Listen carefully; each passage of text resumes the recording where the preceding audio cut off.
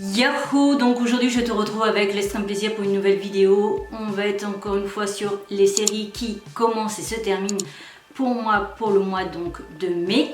Je suis désolée, je pensais vraiment qu'il y aurait suffisamment de lumière, que j'aurais pas besoin d'éclairage, mais je vois que là il faudra vraiment un éclairage ici.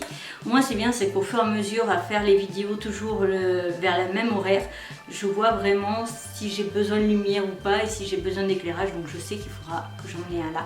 Je sais pas si tu peux l'apercevoir, si quand même, il y a des livres qui flottent. Voilà, j'ai continué un petit peu d'avancer mon bureau, il me reste le mur en face en fait, de côté, en face de celui-ci, justement à aménager parce qu'il y aura donc 3 planches d'étagères et après mon bureau est fini, il faut juste que je range maintenant. On a tout foutu en bordette ces derniers jours pour rajouter des trucs et tout, donc voilà. Bref, toujours est-il, on attaque avec les séries qui commencent et se terminent pour moi pour le mois de mai. Et en plus je vois que j'ai déjà plus beaucoup de batterie. Donc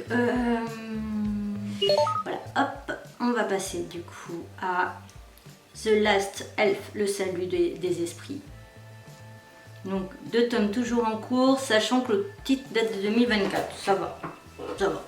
On est sur quelque chose quand même de correct.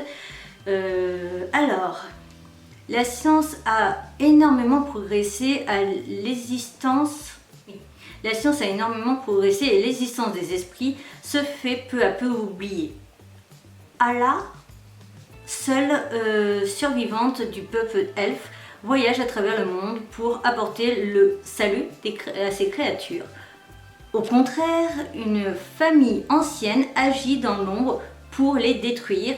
C'est le cas de Chien, ça me fait penser à Shein, le site, enfin voilà, qui risque sa vie pour les pourfendre. Par un heureux hasard ou une terrible fatalité, Allah et Chien vont finir par se croiser. Ça m'a l'air plutôt sympa, vraiment. En plus, chez Komiku, je crois que c'est ça, c'est Komiku, il n'y a pas de nom sur le truc. Personnellement, c'est quelque chose qui me tente, mais vraiment beaucoup. Alors, j'avais mis un dossier, voilà, mai 2025, hop, et voilà. Donc ça, moi, je vote pour, c'est des éditions Komiku. Donc, Anneau de Ginès, je suppose que ça se dit comme ça, terminé en 7 tomes, âge conseillé 14 ans et plus. Reprenant le célèbre mythe de l'anneau de Ginès, les anneaux magiques qui permettaient à son détenteur de devenir invisible, Takahiro Kato, Humanimals Kakuza, j'ai pas compris les trucs entre parenthèses, nous offre un trailer matiné de surnaturel dans lequel il s'interroge sur les situations de stress intense qui pourraient pousser quelqu'un à souhaiter sa propre mort ou celle d'un autre et imagine ainsi les conséquences du pouvoir issu de telles émotions. Particulièrement fascinante à suivre, L'Agneau de Ginès est une série terminée en 7 tomes qui mêle polar et action surpoudré d'humour noir qui donne au récit un goût particulier. Honnêtement, pourquoi pas? Je pense que ceux qui me connaissent bien ont compris la phrase qui a su me captiver, me dire achète. Ensuite, au début de la fin du monde, pardon. Âge conseillé 12 ans et plus, c'est un one-shot, comment garder espoir quand le monde s'effondre autour de vous. Japon à l'île Hokkaido, l'apparition soudaine d'un singe infecté par un étrange virus vient bouleverser le quotidien paisible des habitants. Après avoir été mordus par le primate, plusieurs personnes se transforment en zombies. C'est une version 2 du Covid. Par contre, je vous le dis, hein, quand vous voulez, vous nous refermez comme le premier Covid. Hein. Totalement fermé, on ne peut rien faire, etc. Quand vous voulez. Toujours 55 jours, ça me va très bien. Voilà. Des zombies qui s'en prennent à leurs semblables. C'est le début de l'épidémie sans précédent qui menace toute la population, livrée à eux-mêmes. Les insulaires essaient tant bien que mal de subsister et de trouver un sens à leur vie durant l'apocalypse. Dans un récit où se mêlent romance et désespoir, Kei Tanaka imagine un monde dans lequel personne n'est épargné, ni les enfants, ni les adultes. Entre l'amitié, amour et entraide, plusieurs individus se retrouvent confinés ensemble, unis face à l'invasion. J'adore et je veux. Voilà, ça c'est dit. Ensuite, Gardienne des concubines, toujours en cours avec 8 tomes chez Manabook. Ça, je le mets directement en enregistré. Voilà. Âge conseillé 12 ans et plus. Devenir une. Alors. Non, ça c'est la phrase d'accroche, j'ai pas besoin de lire. Résumé. L'empereur en personne, la somme d'épouser Kogetsu Aku, un jeune et brillant vassal, tout en prenant soin des concubines du palais. Yuran se retrouve alors propulsé dans un univers de pouvoir et de complot, d'autant plus que son nouvel époux semble cacher bien des secrets. Au cœur des intrigues de la cour impériale, entre alliance, rivalité et sombre complot, Yuran devra naviguer avec finesse pour découvrir la vérité qui se cache derrière cette union, plongé dans un fascinant voyage au cœur de la Chine médiévale où chaque geste peut faire basculer le destin de l'Empire. J'en profite juste pour vous dire, si vous galérez à lire à haute voix, faites-le. Parce que moi, au tout début, quand je lisais les résumés comme ça, j'en chiais. C'était catastrophique. Et maintenant, je me débrouille quand même plutôt pas mal. Je vais me lancer des fleurs parce que personne d'autre le fera. Donc, My Ex-Husband Mad Dog. Donc c'est un webtoon. Voilà, de chez Pika, terminé en 8 tomes. C'est bien, c'est qu'il ne sera pas trop long. Sachant que les webtoons, ça met plus de temps en France, je trouve, à sortir que des mangas. Même s'ils sont terminés, je trouve qu'ils mettent une éternité à sortir. Je sais pas s'il y a un rythme spécial à webtoon ou pas, ou si j'ai jamais fait gaffe. Alors, point fort de la série. Ah d'accord, on n'a pas de résumé.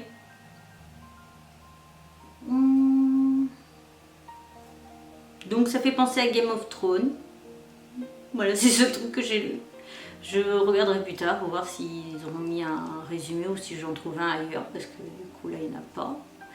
Alors, Joker. Ah bah voilà, c'est terminé en 3 tomes, je vais pouvoir m'acheter le tome 1. Youpi, youpi. Alors, Shelter of Love.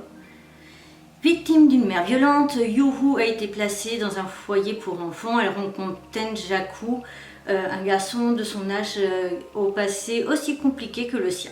Si la petite fille d'abord du mal à s'adapter à sa nouvelle maison, elle finit, grâce à la protection de ce dernier, par y trouver son équilibre.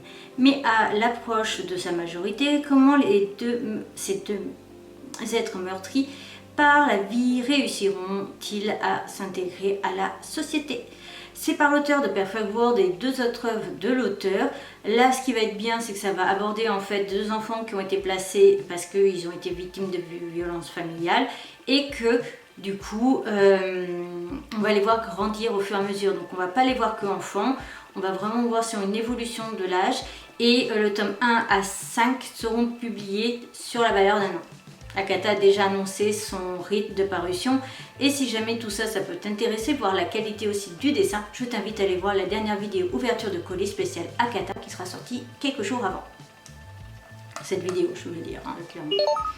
Alors, Tower Dongeon, si je prononce bien, 4 tomes toujours en cours, âge conseillé 12 ans. Un nécromancien maléfique a tué le roi et emporté la princesse dans la titanesque tour des dragons. La garde royale se lance à son secours mais est mise en déroute par le redoutable monstre qui infeste le bâtiment. Les habitants des villages alentours sont alors mobilisés.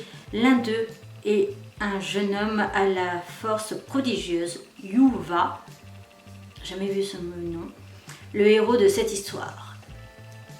Ok, faut que je vois au niveau de l'extrait parce que j'ai l'extrait, je le présenterai en fin de mois de mai. J'ai 2 vidéos extrêmement j'achète ou pas vous proposer en fin de mois. Ce sera la même semaine d'ailleurs, techniquement. L'épouse d'année et le chasseur de démons. Chez les éditions Pika, terminé, toujours en cours en 7 tomes.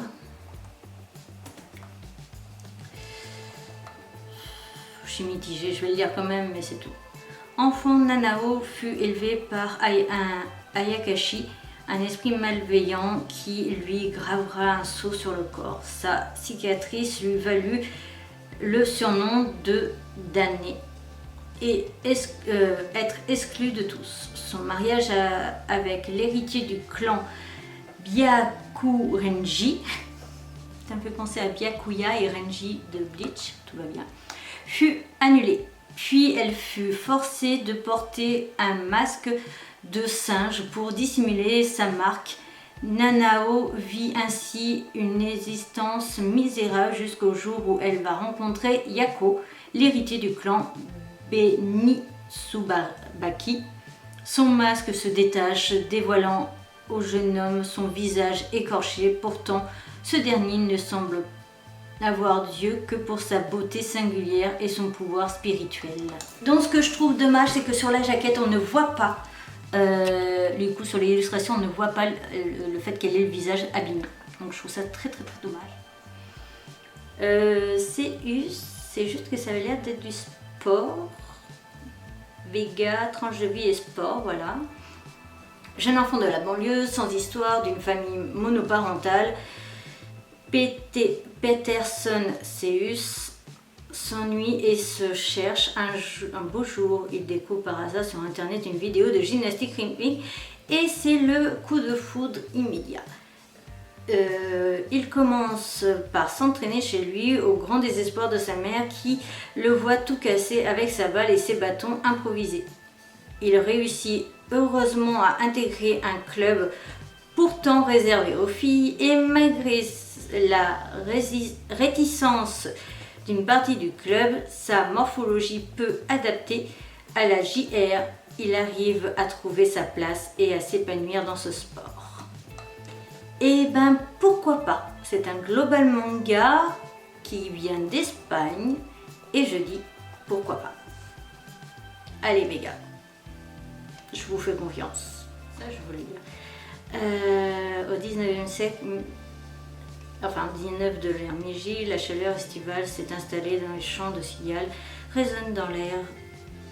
Torasuke, un enfant démon, et son partenaire sont chargés de collecter les âmes des humains dont l'heure a sonné tout en restant invisible aux yeux des immortels. Quelle est pas leur surprise lorsqu'un nommé Soma les interpelle.